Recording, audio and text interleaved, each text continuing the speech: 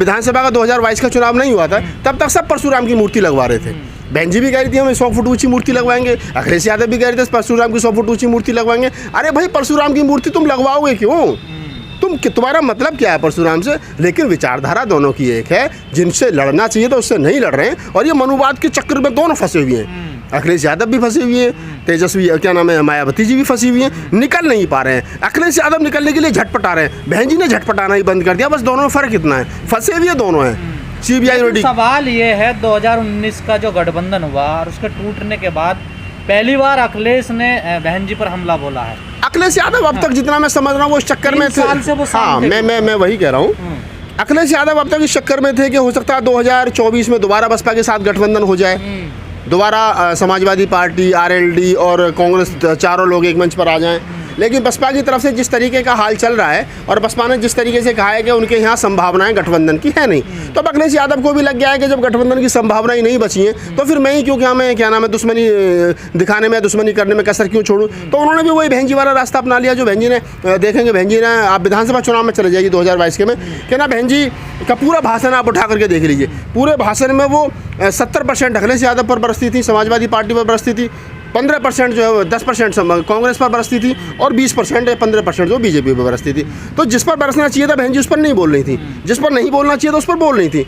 मैं हमेशा से एक बात कहता हूँ कि जब तक SC ST OBC के नेता, तब तक इस देश के बहुजन समाज के नेता, तब तक जो हमारी एक पुरखे उनके कुलों से आने वाले नेता एक मंच पर एक विचारधारा के साथ एक मंच पर नहीं आएंगे, तब तक ये गांव के प्रधान भी नहीं बन सकते। मुख्यमंत्री और प्रधानमंत्री बनने का सपना ये लोग छोड़ दें, समाज को मूर्ख बनाना बंद कर दें। तब तुम्हारे अंदर एक आखी नहीं है, तब तुम लोग एक नहीं हो रहे, तो समाज एक कहाँ से हो जाएगा? मुसलमान क्यों वोट देगा किसी को? बताओ, उसे कांग्रेस की बुरी लग रही है? मुसलमान क्यों समाजवादी पार्टी को वोट देगा? उसने देख लिया 2022 में वोट करके, एक वोट मुसलमानों ने दिया, क्या हुआ?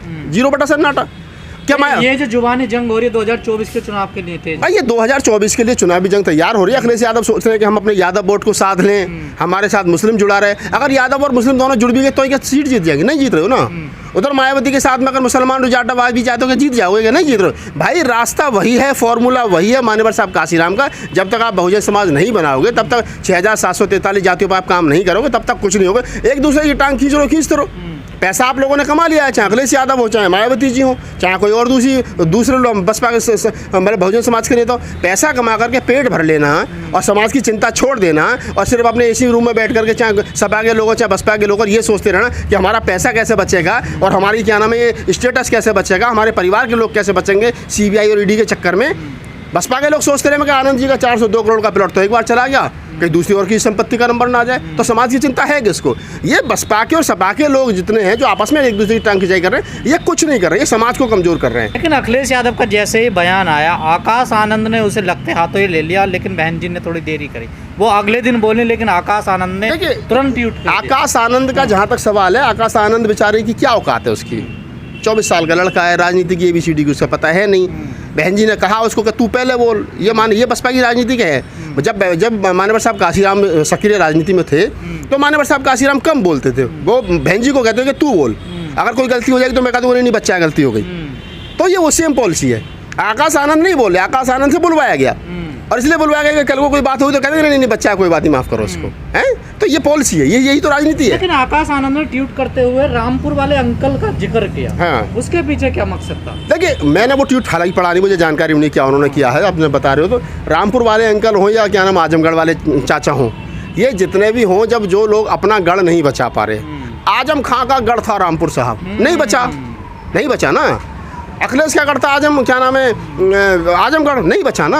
अरे आप अपने घर में हार रहे हो यार, तुम्हें शर्म आनी चाहिए, तुम्हें डूब के मर जाना चाहिए चुल्लू पर पानी में। काहे की राजनीति कर रहे हो? कौन सी राजनीति कर रहे हो?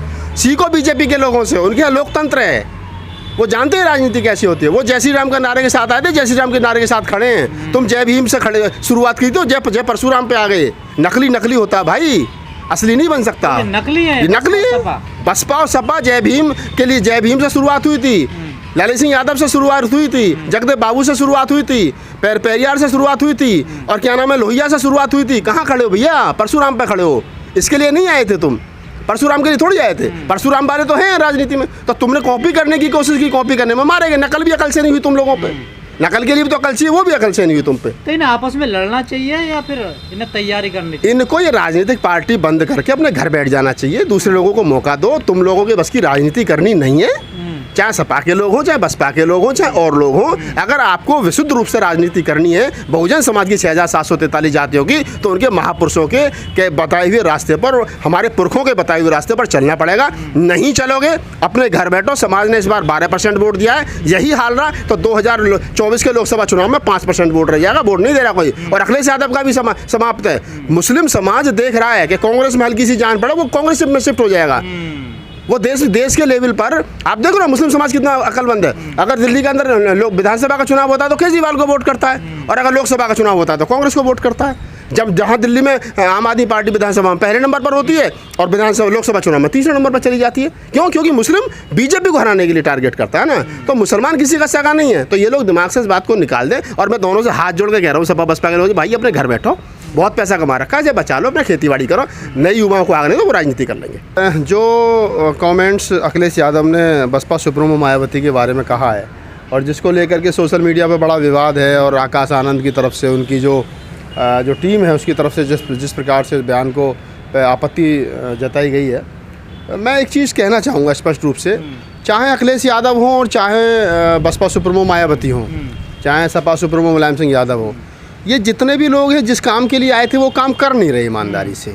इनकी जो राजनीति थी, जो फूले का विचार था, जो पेरियार का विचार था, जो रामस्वरूप वर्मा का विचार था, जो जगदेव बाबू प्रसाद का विचार था, इन चौधरी चरण सिंह की राजनीति थी, या शरद यादव अभी है उनकी राजनीति, लालू यादव जी की जो राजनीति थी, ये तमाम लोग अपने पहली पीढ़ी की राजनीति से भटक गए।